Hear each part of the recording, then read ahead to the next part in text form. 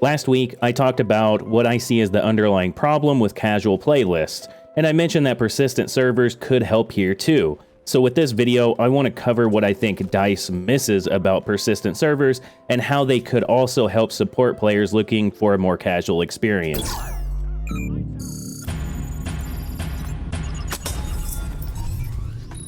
Ultimately, persistent servers were never just a lobby feature. They gave Battlefield continuity, community, and a more natural way for different kinds of players to find their place. And without that, DICE ends up leaning more on artificial fixes like casual playlists. When people talk about persistent servers, I think the conversation often gets reduced too much. It turns into people just wanting to stay in the same lobby. But really, that undersells what persistent servers actually did for Battlefield. They created continuity between matches, letting sessions build also. You start recognizing names, learning who the stronger players were, figuring out which squad was most coordinated, which pilots were causing the most trouble, and what kind of flow that the server tended to have as a result. This created rivalry, adaptation, and investment from one round to the next. Without that, every match feels much more isolated. The round ends, the lobby breaks apart, and the experience resets. There's less familiarity, less build-up, less reason to care beyond that one game. And for a series like Battlefield, I think that matters. These matches are big, chaotic, and layered. They benefit from continuity. They benefit from giving players time to settle into the environment instead of constantly starting over.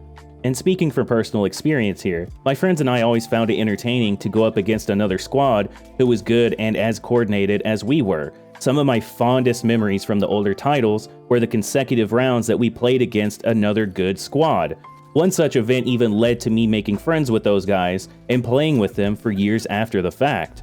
I think this also impacts quitting far more than people may realize. If I get dropped into a game where my team has 20 tickets left and the match is basically over, I'm much more likely to just leave, because there's not much reason to sit through that if the round is dead and there's no guarantee of a fresh round with the same lobby right after.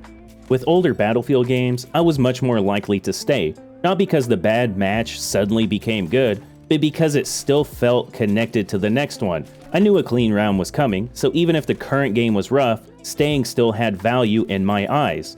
That's a big difference. Persistent servers did not just preserve lobbies, they preserved momentum. They made bad rounds more tolerable because they still felt like a part of a larger session instead of a dead end. And now, this is where I think DICE really starts missing the bigger point here. Persistent servers helped create actual server communities, not just regulars recognizing each other, but servers with their own identity, their own expectations, and sometimes their own rules. This gave Battlefield multiple ecosystems instead of one centrally managed experience. Some servers were sweatier, sure, but some were also more relaxed. Some were built around certain maps or modes, while others were built to attract better players. Some were just better for learning in general. That kind of variety matters because it lets players find the experience that fits them more naturally. So these experiences were not being decided from the top down through a playlist menu or matchmaking logic, but the community itself shaped the environment. And that matters because when you remove that player-driven structure, DICE has to compensate for it somewhere else. And this brings me back to the point of casual playlists. One of the reasons I think persistent servers matter is because they could also help support more casual players in a way that feels more legitimate than bots or heavily artificial playlists. With Battlefield 4, for example, you had community servers with rules like no kill death ratio above 2. Whether that exact number is ideal or not isn't really the point. The point being that those servers created room for newer, weaker, or more casual players to still play against actual people in a more approachable environment. This was something I utilized when I switched from console to PC because I had a difficult time getting used to mouse and keyboard.